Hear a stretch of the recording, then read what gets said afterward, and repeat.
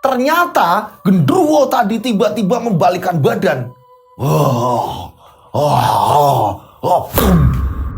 Dan pada saat itu juga Mbah Dukun langsung ngomong sama Gandhi, "Gandhi, cepat pakai pakaianmu. Kita lari dari sini." Assalamualaikum warahmatullahi wabarakatuh. Kembali lagi bersama saya Rian Agus Widodo.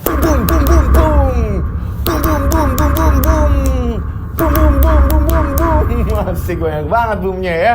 Apa kabar semuanya? Mudah-mudahan kalian dalam keadaan sehat walafiat ya. Biar nontonnya ini bener-bener dalam keadaan sehat, ini bener-bener banyak energi. Ya asik, banyak energi ya. Pas nonton ini banyak energi, ikut greget juga, ikut kesel juga, ikut ngeri juga gitu kan ya. Jadi siapkan cemilan-cemilan dulu sebelum mendengarkan ini. Siapkan kopi dulu yang suka ngopi, siapkan teh yang suka ngeteh ya kan. Buat mas-masnya yang di rumah yang suka udut dulu ya, siapkan udut dulu biar enak dengerinnya. Sebelum saya ini bercerita panjang lebar, alangkah baiknya absen. Karena dengan kalian absen saya ini tambah semangat. Terima kasih buat teman-teman yang sudah hadir di WhatsApp saya ya. Terima kasih buat teman-teman yang udah pada WA ke saya, terima kasih banget. Nah setiap WA seperti itu, jadi saya seneng nih. Saya nge-save-nya juga gampang nih. Ketika WA langsung, "Mas, saya Mas Ari dari Kediri," misalnya kayak gitu. Langsung seperti itu. "Mas, saya Bu Teti dari Kota Semarang," langsung seperti itu gitu. Dan saya ngucapin terima kasih buat teman-teman yang udah ngirim paket banyak banget. Terima kasih. Ternyata banyak yang sayang sama saya. Terima kasih banget. Dapat kiriman paket dari Semarang, dari Selawi, dari Pemalang, terus kemarin yang terakhir dari Tulung Agung. Wah, terima kasih banget, keren banget. Sebenarnya nggak usah ada paketan-paketan kayak gitu sih. Sebenarnya saya nggak apa-apa gitu ya. Cukup dengan mendoakan saya. Ini saya tambah semangat loh. Wah, udah cukup banget buat saya gitu. Tapi karena ini bentuk mungkin kalian ini ngasih kado ke saya ini buat apa ya? Bentuk kita ini tambah saudaranya tambah erat. Rasa terima kasih mungkin ya atau apa segala macam saya ucapkan juga. Terima kasih. Iya. Yeah. Mudah-mudahan semua penikmat channel Rian Agus Widodo ini banyak rezeki melimpah mengalir deras. Amin ya Allah. Oke, udah absen semuanya? Pastikan diri Anda sudah absen sebelum mendengarkan cerita dari saya ini. Oke, udah absen? Oke. Nah, cerita kali ini kiriman dari salah satu subscriber. Dia menceritakan ya, kalau dia ini punya pengalaman, ya kan? Dia punya pengalaman di mana kita sebut saja tokoh di sini namanya Pak Gandhi. Pak Gandhi ini adalah seorang pengusaha kayu. Dia ini pengrajin kayu. Nah, suatu ketika usaha Pak Gandhi ini bangkrut. Dan di sini Pak Gandhi ini kebingungan karena memang kondisinya ini maut banget, untuk perekonomiannya hancur banget. Nah, di sini Pak Gandhi bersekutu dengan genderuwo. Kok ada ya? Saya ini kadang-kadang bawain cerita-cerita tentang mistis kayak gini. Kadang-kadang saya masih mikir, kayak apa ya? Emang ada ya kayak gini ya gitu. Masih seperti itu. Tapi ternyata ini ada dan dikirimkan ke saya. Seperti apa ceritanya? Tak perlu lama-lama lagi. Kita langsung saja menuju ke ceritanya. Mereka ada di antara kita. Mereka ada di antara kita. Kita ada di antara mereka. Mereka ada di antara kita. Boom, boom, boom, boom. Seperti biasa, setiap saya cerita ini nama tempat semua tokoh ini disamarkan untuk keamanan bersama. Sebut saja kejadian ini di kota Jawa Barat. Dan kejadiannya ini tahun 2000-an. Kita sebut saja tokoh di sini namanya Pak Gandhi. Yang saya cerita di awal nih, ada tokoh kita sebut saja namanya Pak Gandhi. Pak Gandhi ini hidup dengan istri dan ketiga anaknya. Nah, Pak Gandhi ini seorang pengusaha kayu jati yang beroperasi ini untuk daerah-daerah Jawa Barat. Bahkan kadang pengirimannya juga nggak cuma daerah Jawa Barat. Kadang ketika memang harus keluar dari daerah Jawa Barat, ini Pak Gandhi juga mengiyakan menerima pesanan. Itulah Pak Gandhi. Nah, Pak Gandhi ini usahanya ini benar-benar maju pesat ketika Pak Gandhi ini mempunyai banyak relasi, banyak pesanan, banyak orang yang benar-benar mau yang namanya kerjasama dengan Pak Gandhi. Karena apa? Memang Pak Gandhi ini terkenal nggak pernah curang. Pak Gandhi ini orangnya jujur. Pak Gandhi ini melayani semua kliennya ini benar-benar dengan tulus. Ini yang membuat orang-orang ini percaya dengan kayu jatinya Pak Gandhi. Karena kadang-kadang pada saat itu saya juga baru tahu ya. Ini kayak misalkan ada pesan kayu jati tapi ngasihnya nggak kayu jati. Ini dicampur dengan kayu apa yang memang misalnya dalam bentuk satu pintu atau apa. Ini ada pencampuran kayu apa antara apa yang memang sih ada jatinya tapi ini ada campuran apanya gitu. Jadi nggak murni jati. Nah, kalau Pak Gandhi ini terkenal jujur. Apapun pesanan kliennya, ini Pak Gandhi ini nggak pernah yang namanya mengecewakan. Nah, berjalannya waktu, ini tiba-tiba Pak Gandhi ngalamin penurunan. Penurunannya ini nggak yang nggak pelan-pelan, tapi justru penurunannya ini drastis banget. Ini yang membuat Pak Gandhi ini sempat kebingungan. Nggak tahu, mungkin ada banyak pesaing. Ini dari awal tahun 2000, usahanya Pak Gandhi dirilis, ya kan? Ini 2005, Pak Gandhi masih ngalamin kejayaan. 2008, 2009, ini Pak Gandhi ngalamin yang namanya mulai kok aneh nih. Kok seperti ini nih. Perekonomian Pak Gandhi udah mulai kacau nih. Hingga ke tahun 2010, usahanya Pak Gandhi ini bener-bener drop. Drastis. Dan pada saat itu Pak Gandhi cerita sama istrinya. Bu, Bapak kok kondisinya kayak gini ya Bu? Semua orang sekarang kok jarang yang namanya pesan sama Bapak. Bapak ini drop banget Bu. Gimana ya Bu? Istrinya Pak Gandhi di sini juga ikut kebingungan. Iya ya Pak, Ibu ini juga ngerasain kok Pak. Kalau pas Bapak murung, Bapak bingung. Ibu ini pengen ngomong, tapi takutnya malah bebani Bapak. Sebenarnya Ibu itu punya rasa itu Pak. Usaha Bapak ini hancur, ini Ibu udah ngerasain dari awal Pak. Emang kenapa sih Pak? Gak tahu Bu. Apa udah mulai banyak pesaing ya Bu? Kata Pak Gandhi. Jadi Pak Gandhi ini cerita sama istrinya tentang kondisinya. Belum lagi anak-anaknya. Ini memang ada yang kuliah, ada yang SMA, dan yang paling terakhir ini SMP. Dimana memang pengeluarannya ini harus masih banyak-banyaknya. Pak Gandhi pun berpikir terus, ini ada apa ya? Apa aku harus meningkatkan kualitas atau apa segala macam? Padahal udah dilakukan semua oleh Pak Gandhi. 1 minggu kemudian kondisinya masih utuh, ya kan? Dari Pak Gandhi ini ngeluh sama istrinya. Kini Pak Gandhi ngeluh lagi sama istrinya nih, cerita surhat. Bu, menurut Ibu gimana Bu? Kira-kira kalau toh Bapak ini sedikit ngurangi biaya gaji orang-orang yang kerja sama Bapak Bu. Lalu maksud Bapak gimana Pak? Iya, maksud Bapak gini loh Bu. Karyawan-karyawan Bapak ini kan banyak Bu. Nah, gimana kalau per orang ini Bapak potong berapa persen? Mereka kayaknya mau gak ya Bu? Lah, nanti kalau mereka malah pindah Pak, dengan adanya pengurangan gaji Pak.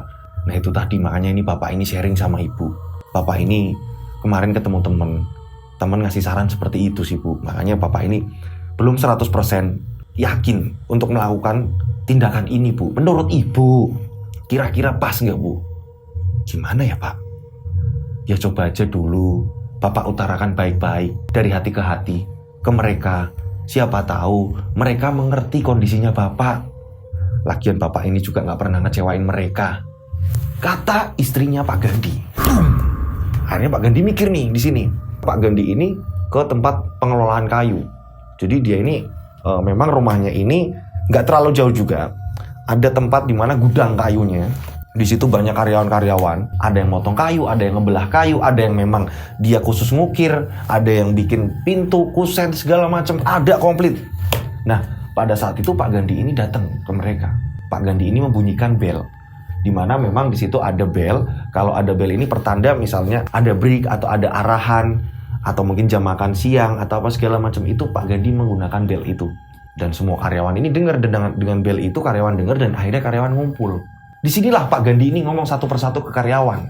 Teman-temanku semuanya, saudara-saudaraku, Bapak ini mau ngomong ke kalian. Sebenarnya Bapak ini nggak pantas ngomong ini karena Bapak tahu kondisi kalian itu gimana. Apalagi sekarang sudah serba mahal, apa-apa naik. Bapak tahu itu semua. Nah, teman-temanku semuanya, kondisi Bapak ini lagi drop. Kalian tahu sendiri kan, omset kita ini menurun. Kondisi perusahaan kita ini kacau. Nah, Bapak ini pengen ngomong tapi nggak enak hati. Lidah ini pengen yang namanya ngucap tapi kok Bapak nggak pengen nyakiti kalian. Nggak apa-apa Pak, silahkan Pak kalau Bapak mau ngomong, kami tahu kok Pak. Ada beberapa orang yang ngucap seperti itu. Dan akhirnya di sini Pak Gandhi ngomong.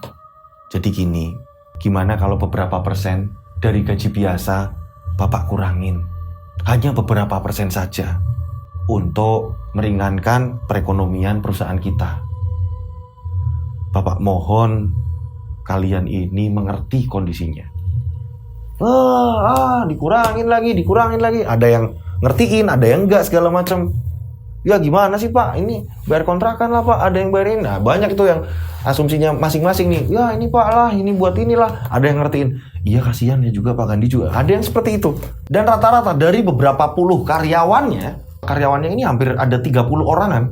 Ini sebagian besar setelah mendengar perkataan dari Pak Gandhi, kabar dari Pak Gandhi.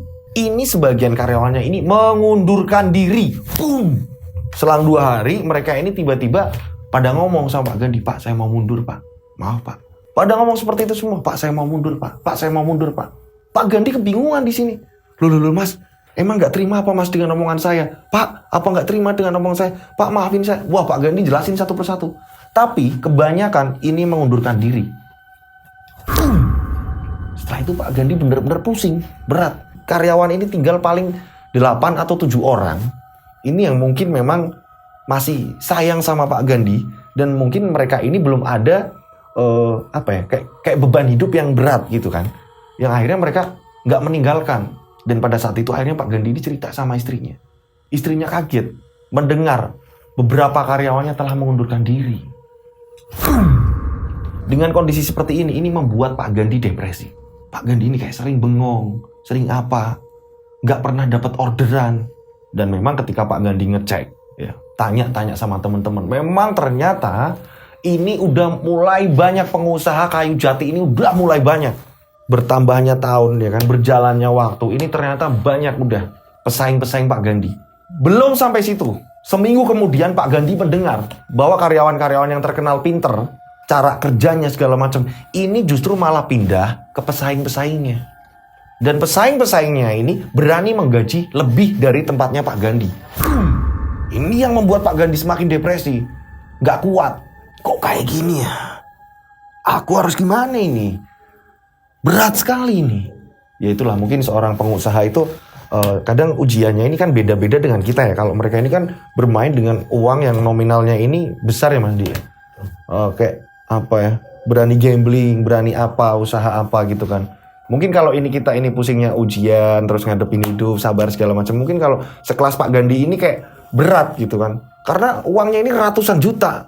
Bahkan bisa sampai miliaran. Jadi pusingnya minta ampun mungkin gitu kan. Nah akhirnya berjalannya waktu ini Pak Gandhi ini nyari solusi lagi nih. Ini ke tempat teman-temannya Pak Gandhi. Ini nyari tahu gimana sih cara membangkitkan perusahaan. Ini caranya gimana sih. Ini saya seperti ini nih kondisinya. Kondisi saya seperti ini. Tapi tetap nihil. Dan akhirnya Pak Gandhi ini sampai ke tempat penglaris. Pak Gandhi ini pergi ke dukun, ya, minta penglaris. Ditaburkanlah beberapa rajahan ini di pabriknya Pak Gandhi.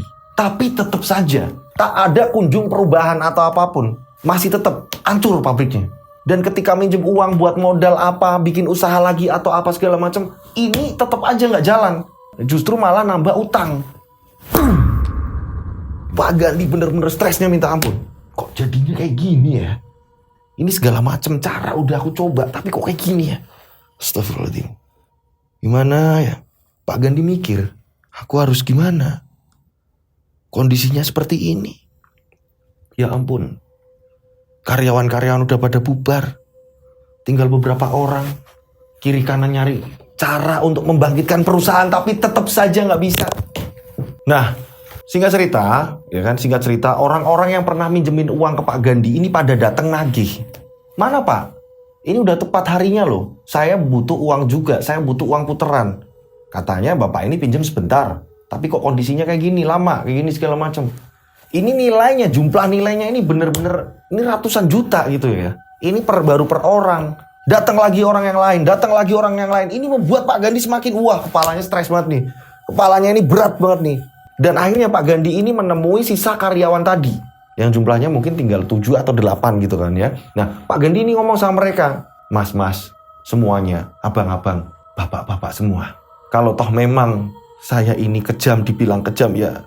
Mungkin itulah kalian patut mengungkapkan itu kepada saya. Mengatakan hal itu kepada saya. Tapi saya terus terang, saya tidak bisa lagi untuk menolong perekonomian kalian. Kali ini kok saya bingung. Mungkin saya harus menjual perusahaan saya, agar saya ini bisa ngelunasin hutang-hutang. Jadi saya mohon maaf kalau saya terpaksa harus mengeluarkan kalian. Pak Gandhi bingung di sini. Hah? Kita dipecat, Pak? Hah? Pak? Pada seperti itu. Iya, maaf. Saya tidak bisa gaji kalian lagi. Sedangkan gak ada omset masuk. Dan mungkin pabrik ini akan saya tutup. Mungkin akan saya jual. Dan pada akhirnya, semua karyawan tanpa tersisa satupun ini pergi meninggalkan Pak Gandhi. Ini akhirnya keluar dengan terpaksa.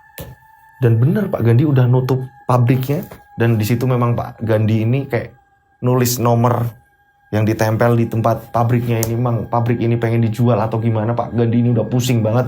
Dikasih nomor Pak Gandhi biar orang-orang yang mau beli ini bisa menghubungi Pak Gandhi. Kalian pernah gak yang namanya kayak gak ada pertolongan kayak gitu? Pernah gak? Kayak ya ampun kok kayak gini banget ya, kok buntu banget ya. Nah ini dirasain oleh Pak Gandhi. Nah pada saat itu Pak Gandhi ini saking puyengnya ya kan, saking puyengnya takut ditagi-tagi orang, Pak Gandhi ini bilang sama istrinya, Bu, ibu sama anak-anak sementara nginep di tempat Mbah dulu Bu, di tempat ibunya ibu, jadi di tempat neneknya anak-anak. Nah Bapak terus mau kemana Pak? Bapak juga pengen nenangin hati Bu. Nanti kalau ada apa-apa kita berkabar Bu. Serius Pak, udah Bu, tolong Bu, Bapak pingin yang namanya nenangin hati dulu Bu. Daripada nanti ada orang datang ke sini nagih utang, daripada nanti orang ke sini nagih utang, pusing Bu. Bapak nggak mau ibu sama anak-anak ini ikut memikirkan. Alangkah baiknya ibu sama anak-anak ini sementara nginep di rumah Mbah. Ya udah Pak, kalau gitu Bapak jaga diri, tapi tetap berkabar ya Pak. Iya. Akhirnya istri Pak Gandhi dan anak-anak ini nginep di tempat nenek, ya kan? Di tempat ibunya istrinya Pak Gandhi. Nah, pada saat itu Pak Gandhi saking puyengnya, justru Pak Gandhi ini pergi mancing, pengen kayak ngelepas pengen ngelepas beban gitu aja. Dan Pak Gandhi ini berharap ada solusi. Dan pada saat itu justru Pak Gandhi ini mancing di sungai. Pak Gandhi juga pengen nyendiri. Pada saat itu Pak Gandhi mancing. Saat Pak Gandhi mancing, ini ternyata di bawah Pak Gandhi, jadi Pak Gandhi ini mancing lebih di atas, ya kan? Ini di bawah Pak Gandhi ini ada orang, tapi ketutupan semak-semak. Dia juga mancing juga, tapi posisinya dia lebih dekat dengan sungai. Nah, Pak Gandhi ini agak sedikit atasan. Tiba-tiba saat Pak Gandhi mancing, ini tiba-tiba ada seseorang ini yang nyanyi-nyanyi, tapi lagu-lagu daerah. Nah, Pak Gandhi kaget. Saat semak-semak ini disingkirkan, ternyata ada orang. Hei, Mas. Oh, iya Pak, maaf Pak, saya di atas. Oh, nggak apa-apa. Santai aja. Dan pada saat itu orang ini tiba-tiba naik dampingin Pak Gandhi. Udah dapet ikan belum Mas? Belum nih Pak. Oh gitu ya. Saya udah. Lambo, kalau pas pusing itu larinya jangan ke sini. Tiba-tiba orang itu ngomong seperti itu. Ini orang siapa? Saya tahu sampean pusing. Dari cara sampean mancing aja udah kayak gini kok. Udah ngasal sampean. Lempar umpan, lempar apa, nggak lihat air, nggak lihat apa. Sampean pusing banget kayaknya Pak. Tanya dari bapak-bapak tadi, yang Pak Gandhi sendiri tidak mengenalnya. Pak Gandhi pun ngomong, iya Pak, memang kondisi saya lagi kalut Pak. Nah, orang tadi ini tiba-tiba ngomong, kalau Bapak mau datang aja ke alamat ini, siapa tahu bisa ngatasi. Ini ada sobekan kertas, ya. Dia ini ngeluarin dari dompetnya. Ini benar-benar tulisannya ini pakai tulisan tangan, ya kan? Tulisannya pakai tulisan tangan dan sobekannya ini katanya pakai kertas ini loh, Mas Andi apa? Obat bakar nyamuk itu kan? Itu kan ada kertas tuh. Buram. Iya, ada kertas buram gitu kan. Nah, itu tulisannya ditaruh situ tuh alamatnya. Ini datang aja ke alamat ini. Siapa tahu bisa bantu. Ya udah saya lanjut mancing dulu. Kata orang itu. Dia turun lagi nih ke tempat dia semula. Akhirnya Pak Gandhi ngantongin kertas tadi dan melanjutkan mancing. Setelah itu nggak dapat ikan sama sekali. Akhirnya Pak Gandhi ini pulang. Ini posisi Pak Gandhi pulang. Ini mau menjelang maghrib. Dan saat Pak Gandhi udah mau sampai rumah, jadi Pak Gandhi ini naik motor, istri dan anak-anaknya ini naik mobil ke tempat mbahnya. Pak Gandhi ini naik motor. Saat Pak Gandhi ini udah mau sampai rumah, udah deket sampai rumah, tinggal mungkin berapa meter, ya kan? Pak Gandhi ini lihat, Pak Gandhi kaget. Ternyata di depan rumah ini udah ada penagih-penagih utang. Pak Gandhi ini mundur lagi nih. Lah, kayaknya ada tamu di tempat saya. Belokin lagi nih akhirnya Pak Gandhi. Muter lagi terus Pak Gandhi ini ngumpet di warung. Wah, tambah pusing di sini Pak Gandhi. Aduh, gimana ya? Kok kayak gini ya jadinya? Mana pabrik belum laku-laku lagi. Pak Gandhi pusing di sini. Saat Pak Gandhi pusing, Pak Gandhi ingat kertas tadi. Dikeluarinlah kertas tadi. Ini alamat mana ya? Kok adanya di daerah Jawa Tengah? Apa aku harus ke sana? Kata Pak Gandhi. Dan siapa orang itu? Aku belum sempat kenalan. Kok tiba-tiba ngasih alamat? Katanya alamat ini mungkin bisa menolong. Karena keadaan kalut, ini akhirnya Pak Gandhi, ini tanpa pikir panjang, langsung menuju ke tempat istrinya. Istrinya yang sedang berada di tempat ibunya. Kan? Pak Gandhi datang dan pada saat itu Pak Gandhi ini ngomong sama istrinya. Bu, sini bu, keluar sebentar, bapak mau ngobrol. Diceritainlah sama Pak Gandhi. Ini bapak kok ketemu orang, dia ngasih alamat ini bu. Katanya ini bisa ngasih solusi. Siapa tahu bu, ayo bu, bapak ini udah bingung bu. Kesana ke sini nyari solusi tapi nggak ada solusi. Tapi kok ada kertas kayak gini bu. Kalau ibu mau anterin bapak yuk bu. Akhirnya istrinya pun mau mengiyakan. Ya udah pak, kalau gitu saya pamit ibu dulu. Ya udah sana bu. Akhirnya pamit sama nenek nih, neneknya anak-anak nih. Pamit sama ibunya. Terus setelah itu mereka ini jalan nyari alamat itu tadi menggunakan mobil. Singkat cerita akhirnya ini perjalanannya memakan waktu ini berjam-jam. Akhirnya Pak Gandhi menemukan tempat itu tadi. Tempatnya nggak bisa disebutin karena memang dari pengirim cerita nggak usah disebutin mas, langsung aja ke poin ceritanya. Oke, saya ceritain. Nah, di situ Pak Gandhi bertemu seorang dukun. Boom! Pak Gandhi bertemu seorang dukun dan saat itu memang rumahnya ini bisa dibilang sederhana, tapi belum di ini kayak di semen itu sih kayak belum, jadi hanya batu bata yang masih ketata sama semen yang belum di plester ya yang halus gitu kan, tembokan halus gitu belum. Dia kelihatan bata-bata merahnya ini kelihatan. Nah, pada saat itu apa ini alamatnya? Nah, pas tanya-tanya ternyata benar. Kita sebut saja namanya Mbah Broto. Iya Pak, itu benar rumahnya Mbah Broto. Dan ternyata benar. Pak Gandhi ini ngetok pintu.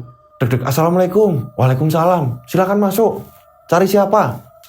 Ini benar rumahnya Mbah Broto. Iya, saya sendiri. Oh iya Mbah. Saya ini dikasih alamat nggak tahu sama siapa. Dia ini mancing bareng sama saya nulisin alamat sini Mbah. Nah, kebetulan kedatangan saya sudah tahu. Kata Mbah Broto tiba-tiba memotong pembicaraan dari Pak Gandhi. Ya, kayak gitulah Mbah. Kondisi saya sedang kalut dan saya ini mengalami kebangkrutan dan kiri kanan ini nagih utang. Saya juga kiri kanan pula saya ini usaha tapi nggak ada hasilnya juga. Jadi gimana ya Mbah? Saya ini bingung dengan kondisi saya kayak gini Mbah. Hancur semuanya kayak gini Mbah. Saya kok pengen Mbah membalikan perekonomian saya lagi Mbah. Saya ini bingung dengan kondisi seperti ini Mbah. Nah Mbah Broto ini ngomong, gampang, sangat mudah sekali. Tapi ya semua itu ada risiko dan tantangan. Ya kalau kamu mau, kamu sanggup yo gak masalah. Orang itu nanti kamu sendiri yang nanggung. Aduh Mbah, gak usah bahas itulah Mbah. Saya udah siap semua resikonya Mbah. Saya udah putek banget, saya ini bingung. Kata Pak Gandhi, menjawab dari penjelasannya Mbah Broto. Nah, di sini akhirnya Mbah Broto ini ngomong, kamu mau lelakon pesugihan bulu gendruwo. Apa Mbah? Pesugihan bulu gendruwo? Nah itu kalau kamu mau. Ini bisa dilakukan dengan syarat tersendiri. Dan itu dilakukan tepat di Selasa Kliwon. Kamu tahu kenapa harus Selasa Kliwon? Selasa Kliwon adalah di mana para gendruwo itu ngumpul. Ada di satu tempat di mana saya udah hafal betul dengan tempat itu. Nanti itu gendruwo itu pada ngumpul di situ.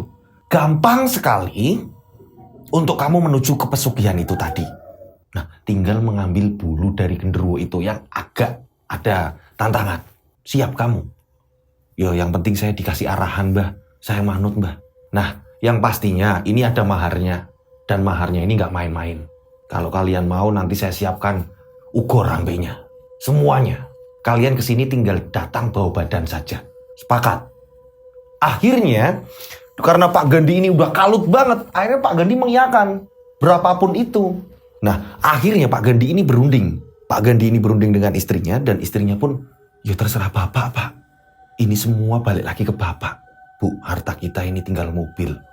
Gimana kalau mobil kita jual, Bu? Demi semuanya ini bisa berubah lagi, Bu. Biar perekonomian keluarga kita ini bisa bangkit lagi, Bu. Ya udah, Pak, terserah Bapak. Akhirnya Pak Gandhi mengiyakan. Oke Mbah, gini aja Mbah. Sambil menunggu hari Selasa Kliwon, saya akan menjual dulu mobil saya Mbah. Nah, terserah kamu. Itu mau duit dari mana terserah kamu. Ini persyaratannya. Yang pertama mahar, udah jelas. Ini nominalnya nggak main-main. Di atas angka 30. Jadi terserah, mau diiyain sama kalian apa enggak terserah sama kalian. Itu yang pertama. Dan yang kedua, kamu nanti waktu mengambil bulu genderuwo tadi, ini kamu harus telanjang bulat. Hah? Telanjang bulat, Mbak? Nah, itu syaratnya kok. Lah itu kalau kamu mau. Lah kalau enggak ya enggak apa-apa kok. Ini resikonya juga, resiko saya juga kok. Kan saya yang bakal nyiapin ukur rampenya. Saya harus nyiapin burung gagak. Saya harus nyiapin apapun itu. Segala macam. Terserah kalian. Kalian ini kan yang mau jalani. Kata Mbak Broto. Mbak Broto ini memang dikenal mbak-mbak yang bener-bener omongannya ini keras. Orang dulu. Akhirnya karena Pak Gandhi udah kalut, kepepet segala macam, Pak Gandhi mengiyakan. Oke Mbak, sambil menunggu Selasa Kliwon, nanti saya datang lagi ke sini. Saya akan menjual mobil saya dulu Mbak. Paling nggak mungkin saya akan gadein dulu atau apalah Mbak. Ya terserah lah, terserah kamu. Ya udah Mbak, kami pamit. Akhirnya Pak Gandhi sama istrinya pamit nih. Sesampainya di rumah, Pak Gandhi ini nggak langsung pulang ke rumah, tapi pulang ke rumah ibunya, istrinya Pak Gandhi. Pak Gandhi membawa mobil dan Pak Gandhi ini menawarkan ke teman-temannya. Dan akhirnya Pak Gandhi ini nggak ngejual, tapi lebih tepatnya ini kayak apa sih ya? Kayak menggadai. Digadaikan kepada temannya. Setelah itu Pak Gandhi ini dapat uang 40 juta. Dapat uang 40 juta, Pak Gandhi ini balik lagi ke tempat istrinya. Pak Gandhi nggak berani pulang ke rumah. Karena apa? Penagih-penagih utang ini pada datang. Terpaksa Pak Gandhi ini nginep di tempat mertuanya. Nah, berjalannya waktu menuju ke Selasa Kliwon, ini Pak Gandhi ini kayak ngerasain yang bener-bener perasaannya ini campur aduk. Bu, ibu ngerasain tenang nggak Bu? Enggak Pak, ibu kok bingung ya Pak? Ini tuh nanti efeknya gimana ya Pak? Aduh udah Bu, nggak usah mikir itu dulu Bu. Kondisi kita ini udah genting. Iya sih Pak, ibu tahu Pak. Tapi ibu kok bingung ya Pak? Ibu itu tenang aja. Ibu nggak usah pikiran yang aneh-aneh. Nurut sama Bapak Bu, tolong Bu, tolong. Bapak butuh support dari Ibu. Jangan sampai mertua tahu loh Bu. Iya, Ibu juga nggak cerita sama Ibu kok. Ya udah syukurlah. Kalau gitu Bapak mau istirahat Bu. Akhirnya istirahat. Nah, berjalannya waktu nih, singkat cerita nih, tibalah hari Senin malam Selasa Kliwon, Pak Gandhi dan istrinya menuju ke rumahnya Mbah Broto. Mbah, ini saya datang ke sini, saya sudah nyiapin uangnya Mbah. Oh ya udah, kalau gitu nanti malam kita mulai beraksi. Pukul 1 dini hari kita jalan ke tempat itu. Saya tahu tempat itu. Saya sudah nyiapin semuanya ukur rampe, dan saya ini juga sudah memasarkan beberapa burung gagak yang untuk memancing mereka. Kalian sudah siap semuanya? Sudah Mbah. Nah, ini PR kamu nih. Sebenarnya mudah, tapi kamu harus konsentrasi. Paham kamu? Iya Mbah. Jadi nanti kalau sudah sampai tempat sana, Mbah ini akan naruh masakan burung gagak tadi. Nanti gak lama pasti genderuwo-genderuwo itu pada berdatangan. Nah tepat saat mereka ini lagi menyantap burung gagak, kamu itu dengan telanjang dan kamu langsung datang ke situ ngambil bulu-bulu yang rontok dari genderuwo tadi. Ini udah jelas pasti bulunya pada rontok bertaburan. Tapi hati-hati, jangan sampai mereka ini tahu dengan adanya kamu mengambil bulu-bulu mereka. Paham kamu? Iya Mbah.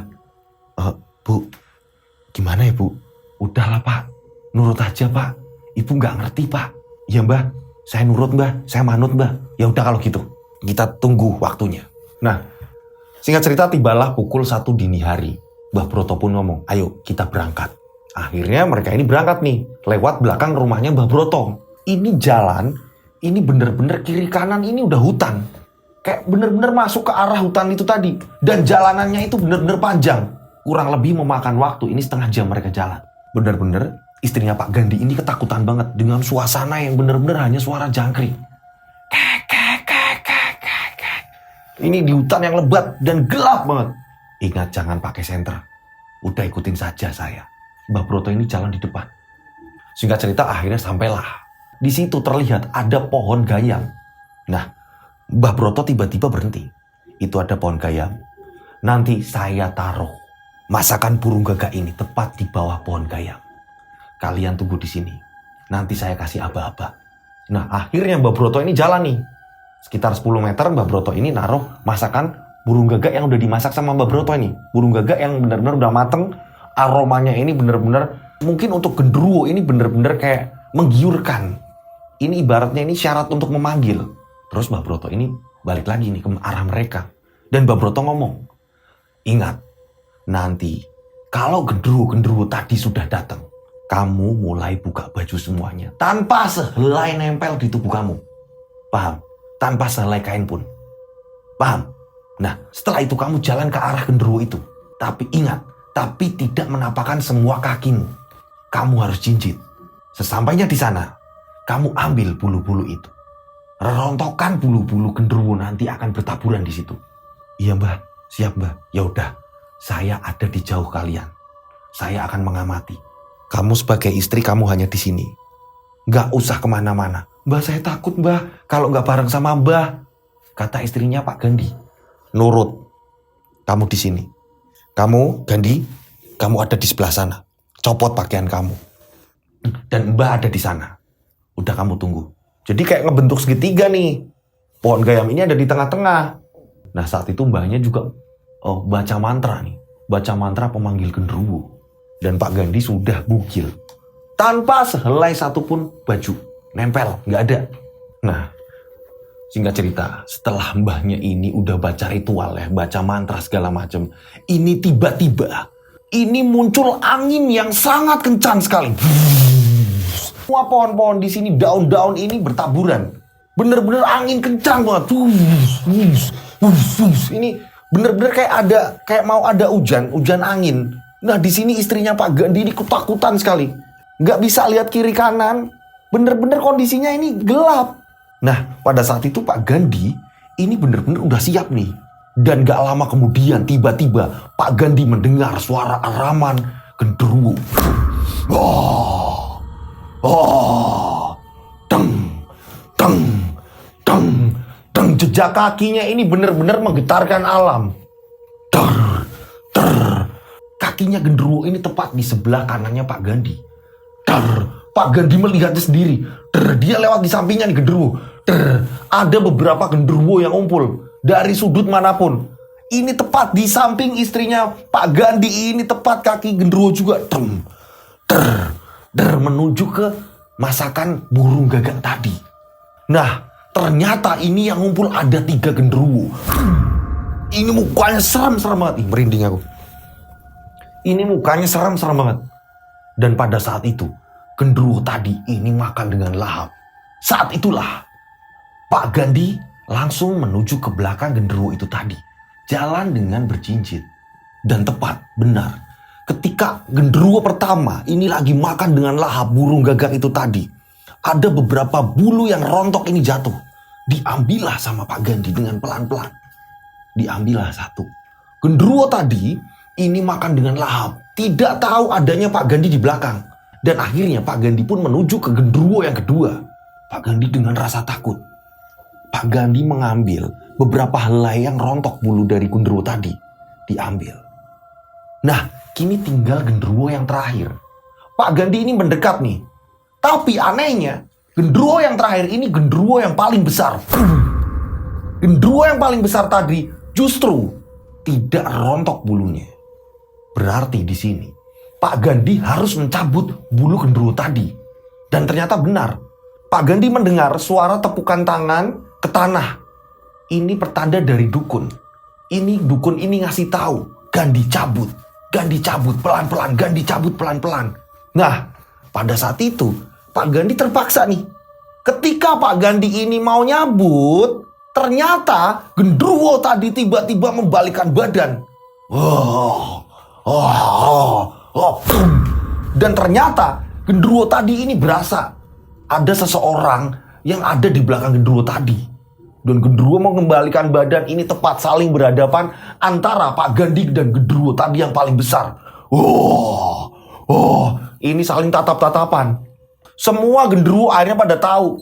Ini istrinya ketakutan banget karena Pak Gandhi ini ketahuan. Pada saat itu dukun ini benar-benar kebingungan. Dukun sendiri kebingungan. Mbah Broto kebingungan. Dan pada saat itu akhirnya Mbah Broto ini melemparkan lagi masakan burung gagak. Dilemparkan lagi ke arah 3 genderuwo tadi. Dilemparkan. Brak! Dan akhirnya genderuwo yang tadi lagi ngamuk-ngamuknya ini terpancing untuk memakan dan berebut burung gagak tadi yang dilempar oleh Mbah Broto.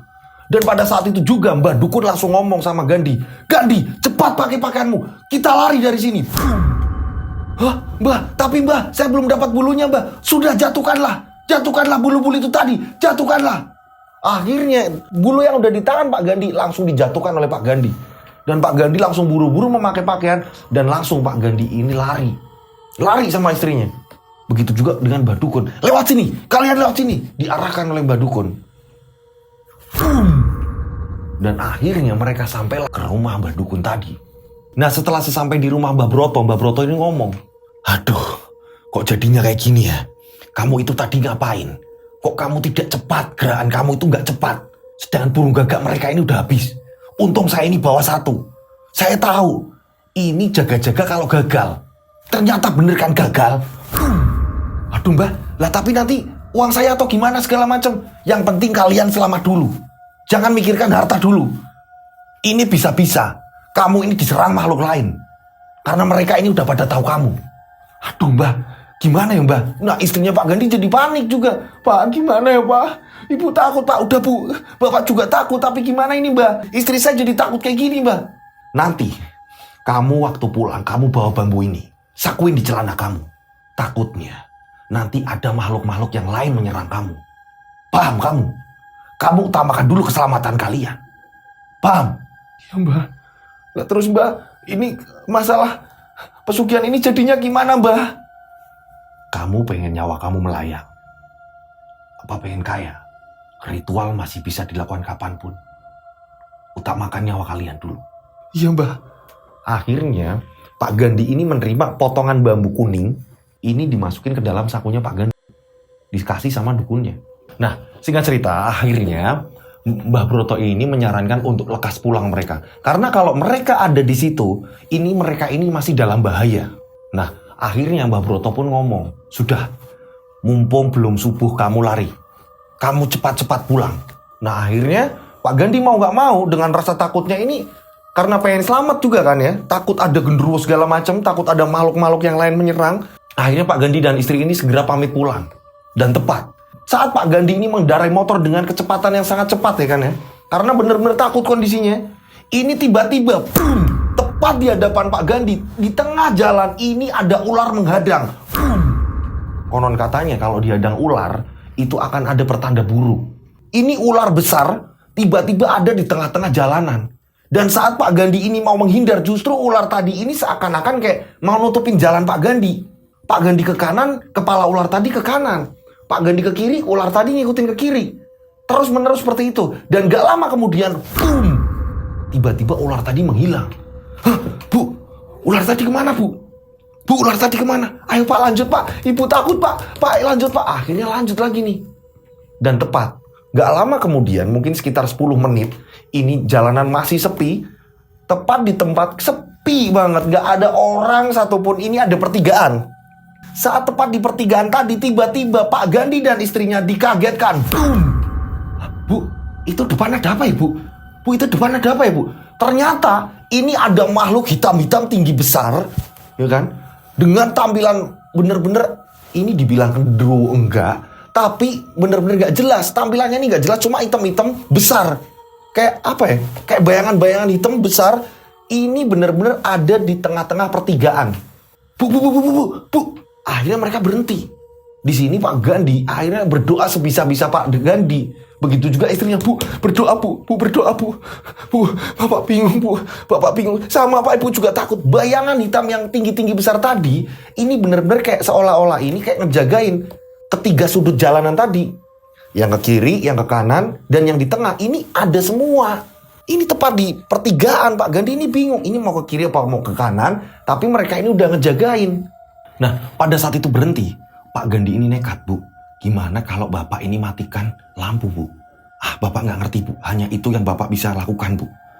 Kita terabas dari semua penjaga-penjaga itu, Bu. Dari sosok bayangan hitam tadi, Bu. Ketiga itu, Bu. Ya udah Pak, terserah Bapak. Pokoknya jalan, Pak. Jalan Ibu berdoa, Pak. Pokoknya kenceng, Pak. Kencengin motor, Pak. Pokoknya terabas aja, Pak. Langsung ambil kanan ya, Pak. Langsung ambil kanan, Pak. Langsung ambil kanan. Iya, Bu. Wah, akhirnya di sini Pak Gandhi memberanikan diri. Pak Gandhi memberanikan diri menancapkan gas.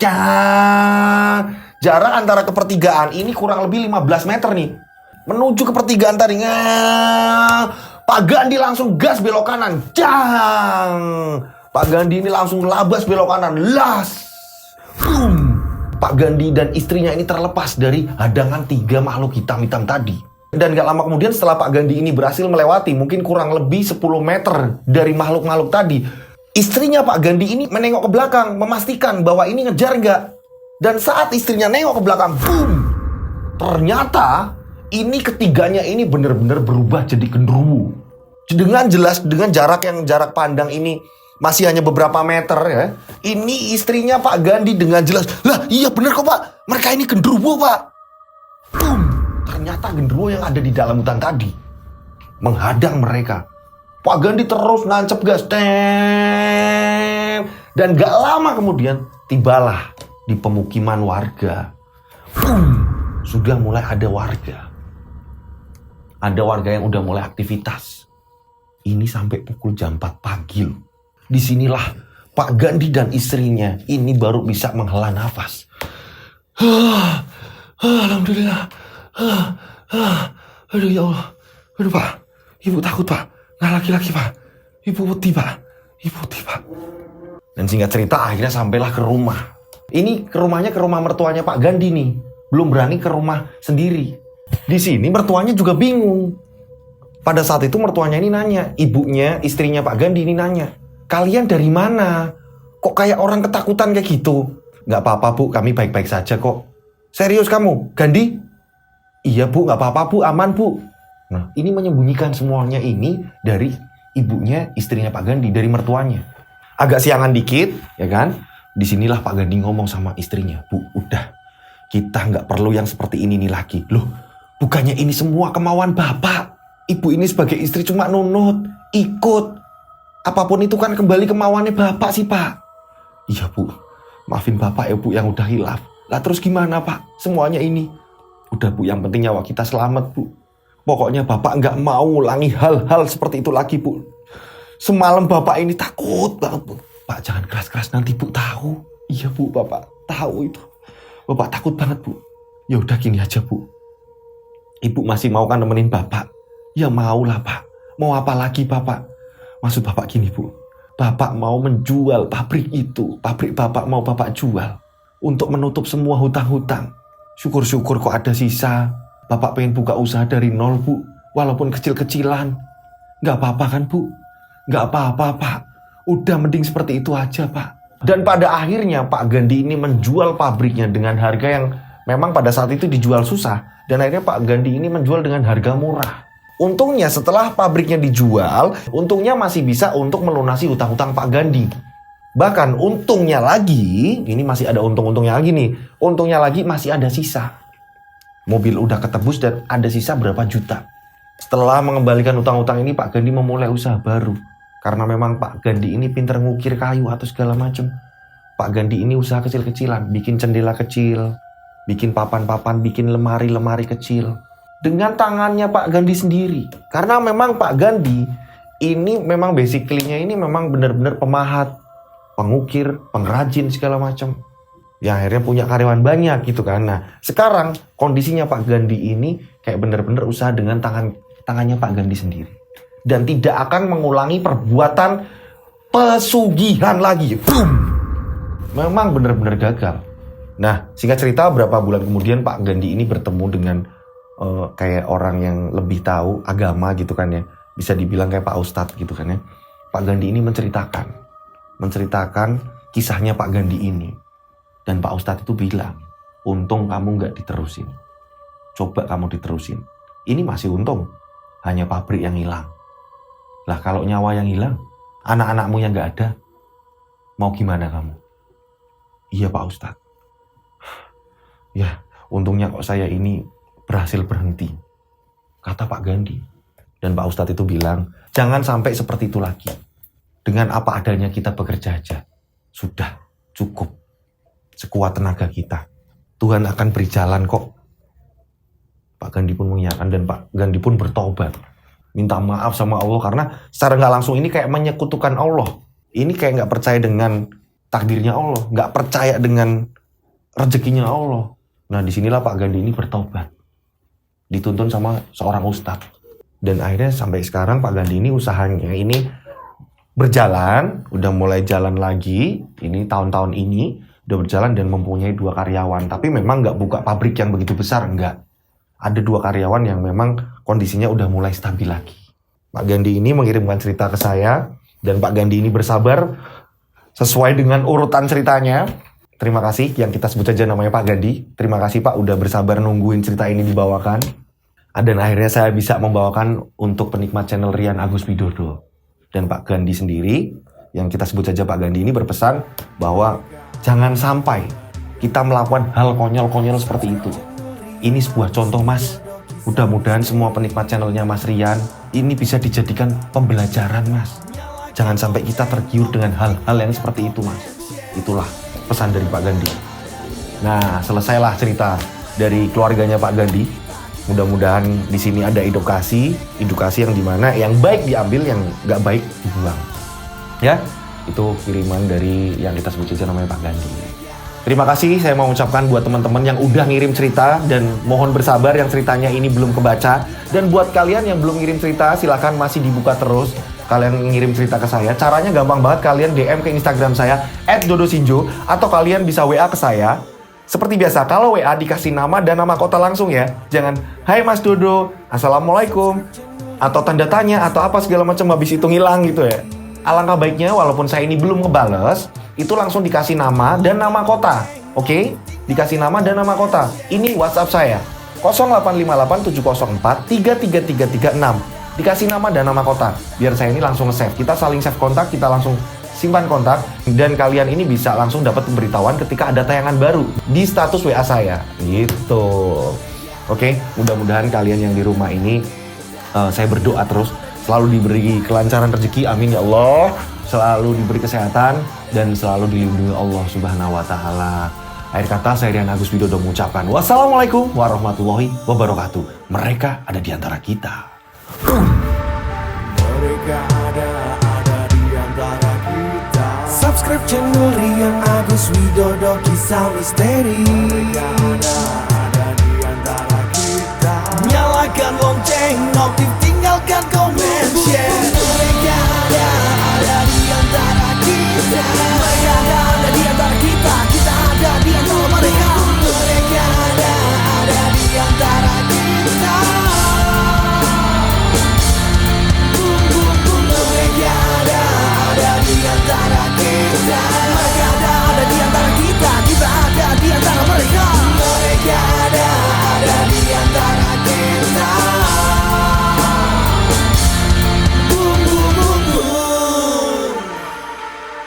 Mereka ada di antara kita. Subscribe channel Rian Agus Widodo, kisah misteri. Mereka ada di antara kita.